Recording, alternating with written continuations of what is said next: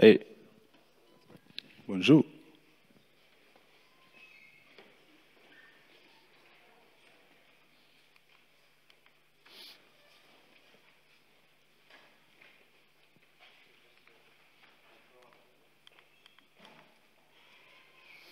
May I? Cool. So hello everyone, my name is Istvan and today I'm going to talk about a privacy-enhancing technology for Ethereum called MixEth, which is an efficient trustless coin mixing for Ethereum. This is a joint work with Daniel, Chris, and Peter. Daniel is also here today, so if you have any questions regarding the project, please contact us afterwards. So, what is the motivation for blockchain privacy? I'm going to talk about layer 1 privacy. Layer 0 privacy is an orthogonal problem for this. Obviously, if you don't have any privacy already on the network layer, you cannot have any meaningful anonymity guarantee on the blockchain layer, on the transaction ledger layer. And why do we need this? Just imagine, this is my favorite coffee shop in Budapest called Addicted to Caffeine. And just imagine if I would buy my favorite flat white with Ethereum, then with a single transaction, I would expose my entire account balance and transaction history. So this is clearly unwanted. Or if I would get my salary in Ethereum, then all the rest of the world would know how much the university pays me, right? And another example to motivate privacy on the transaction ledger, in 2014, Edward Snowden posted a Bitcoin address on Reddit that, please, if you want to support me, send donations to this Bitcoin address. And then after a few days, Barack Obama created a law saying that if you send some Bitcoins to that specific address, then you committed crime, right? So we need financial privacy if we don't want to live in a world, if we don't want to live in an Orwellian dystopia like the one described in 1984. And yeah. So this is, let's shoot for the moon, and then if we don't reach it, then we will land in the star, land among the stars. So from a privacy perspective, these coins, these communities are role models in the sense that we would like to obtain on Ethereum the same level of anonymity guarantees that already achieved in these currencies. And I argue that 2018 was an excellent year from a privacy perspective, because also Monero and Zcash communities made a really great advancements to bring privacy to the masses. So if you remember, before sapling, creating a Zcash transaction was honestly a pain in the ass, and now you can easily generate a Zcash transaction already with your favorite smartphone. So now, due to bulletproofs and sapling, privacy is really affordable and reachable, even only if you just have a simple smartphone. So these should be our role models. This is the anonymity we would like to achieve on Ethereum. And where are we now? But first, what is blockchain privacy? So we need anonymity and confidentiality. Anonymity means that we would like to hide our identity inside the group, right? But we also would like to achieve confidentiality. A transaction is confidential if the value transacted is concealed in a way, encrypted if you wish, but it would be an oversimplification. So we want anonymity and confidentiality. Anonymity is usually achieved by mixers. For example, Bitcoin community is way ahead of us in terms of privacy enhancing solutions, because a lot of Bitcoin wallets already provide a built-in support for coin mixers, unlike Ethereum. And confidentiality, for example, one of my most favorite projects in the Ethereum space is Aztec Protocol. They provide confidential transactions for Ethereum. And Zther, for example, a new work from Benedikt Büntz et al., claims to provide anonymity and confidentiality at the same time, but it is not that practical yet. One Zther transaction would cost 7 million gas. Yeah, hopefully it will go lower, but right now it's not that practical. So just Who doesn't know what is a coin mixer? Or do you know what is the main idea? So there's someone who doesn't know, right? Okay, so the basic idea is really simple. There are K people, K senders, K senders, and they want to send funds through the mixer to K receivers, but they would like to do it in a way where the mapping between the senders and the receivers is concealed to obtain some privacy. In my talk, I will not talk about centralized coin mixers. Obviously, if you would use a centralized for-profit company to mix your coins, then that's defeat the whole purpose. So in the worst case, they steal your coins, and even if you send your coins to the mixing service, they don't send back, or they send back some coin, but it's still tainted. So in my talk, I will solely focus on decentralized mixers. So yeah, if you use centralized coin mixing services, don't do that. What is our threat model? Our threat model is that maximum K-2 senders and recipients can be compromised. We cannot have a weaker assumption, because if already K-1 senders and recipients are compromised, obviously you cannot hide yourself in that group, because all the compromised node will know that who you are in that group. So this is the maximum, the weakest assumption we can have. And what is the security goal? We would like to achieve K-anonymity. It also means K-anonymity is like plausible deniability. So you can plausibly deny that you sent some funds to Edward Snowden, because the US government would not know who are you between those K guys who sent funds to Edward Snowden. So we would like to achieve K-anonymity. Then we would like to achieve theft prevention. So once you've deposited coins to the mixer, then no compromised people should be able to steal from the honest guys. And once you deposited some coins to the mixer, then obviously you should be able to withdraw your funds. So these are the three main goals we would like to achieve. But first, let's have a look of the previous work have been done in this field. Two researchers from UCL, Sarah Michael-John and Rebecca Mercer, created Möbius, which uses ring signature, the same technology as Monero uses. And the problem with ring signatures is that the gas cost of verifying a ring signature linearly increases in the size of the anonymity set. So you can imagine that this technology only supports small anonymity sets. So if we consider 8 million gas, then currently not more than 25 people could use Möbius to mix their coins. And obviously, in a real case scenario, we would like to have much larger anonymity sets. And the second work, which is also an excellent work created by Barry Whitehead, who is quite known in this community, it's a ZK snark-based solution to provide mixing services.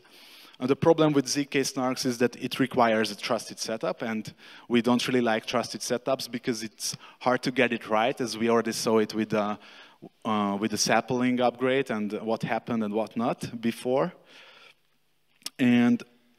But on the good side, an advantage of Miximo is that it provides constant transaction costs for depositing to the mixer and withdrawing from the mixer. But this constant is quite huge, as you will see. So what is our goal we would like to achieve? We want to create a mixing protocol which doesn't rely on trusted setup and is gas efficient. Obviously, we would like to use as low blockchain resources as possible because we don't want to use gas that much, while we achieve those three security properties I mentioned. So plausible deniability, theft prevention, and availability. The cryptographic idea of ours was to use and apply verifiable shuffles in this context. A verifiable shuffle was invented by Andrew Neff, an American cryptographer. So a shuffler multiplies public keys with a secret scalar, then permutes the order, and the shuffler can create a zero-knowledge proof which says that these were the original integers, public keys, these are the shuffled public keys, and this transformation was done correctly. This is the zero-knowledge proof, what it says. And so just imagine that we have 4 public keys. The shuffler doesn't know, obviously, the corresponding secret keys. The shuffler multiplies all these public keys with the secret scalar C, and then permutes the order of these shuffled public keys.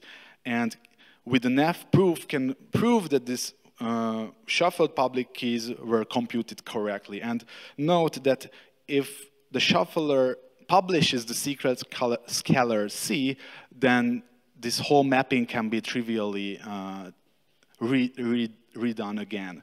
So we require that the shuffler should not dispose this secret scalar C.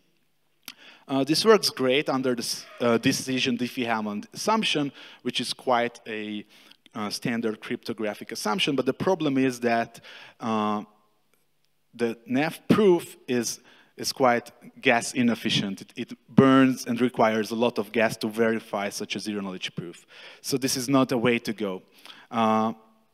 Instead, what we want to do is, instead of creating a direct proof that the shuffle was created correctly, we don't want to prove that the shuffle was created correctly.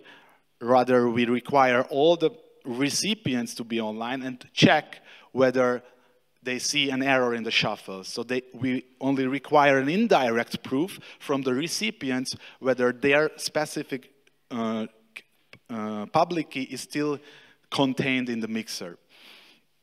And this is called the Chaum-Pedersen zero-knowledge proof, which says that if you know secret A and B, you can prove that a tuple is a DDH tuple.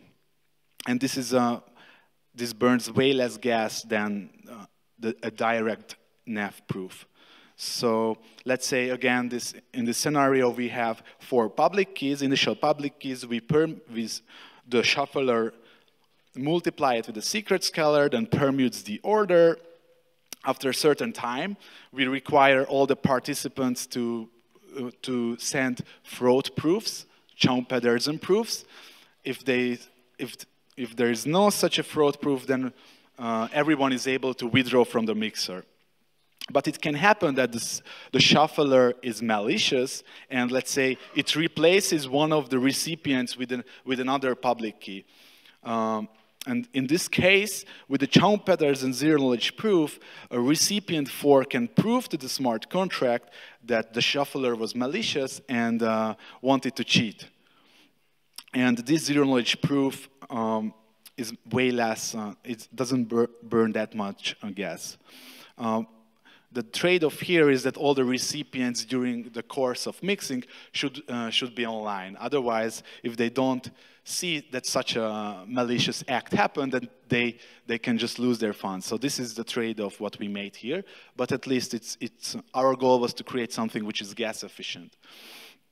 Okay, and note that here the shuffling, even though the shuffling happens off-chain, the shuffle itself, the set of shuffled public keys should be stored in the blockchain, in the smart contract, should be written there.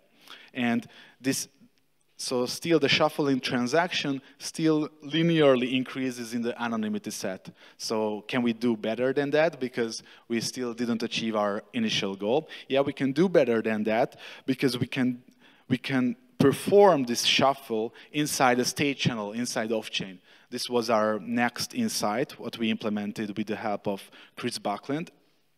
And here in this state channelized mixed-ETH implementation, what happens is that shuffling occurs off-chain, and then we will have a single deposit transaction and withdrawal transaction. And in the middle, shuffling happens off-chain.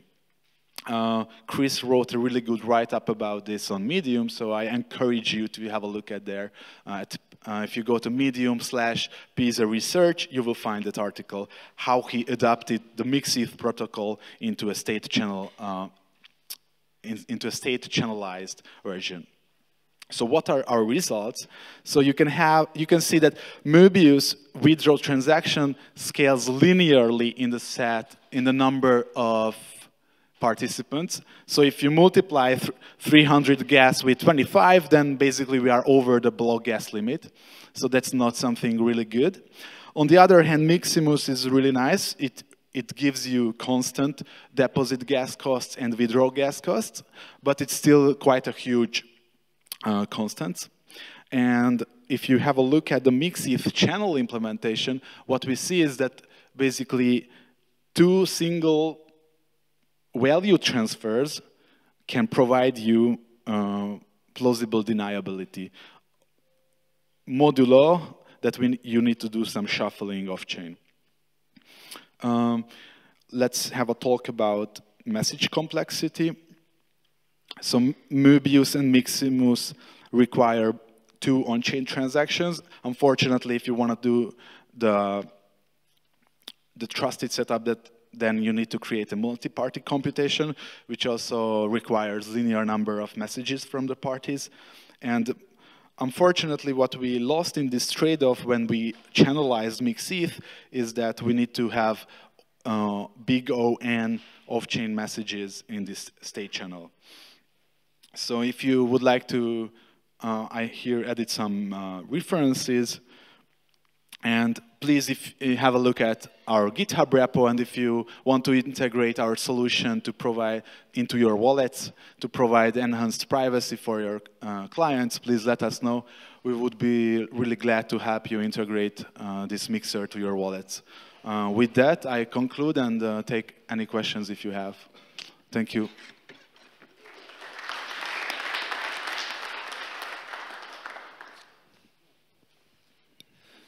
Any question?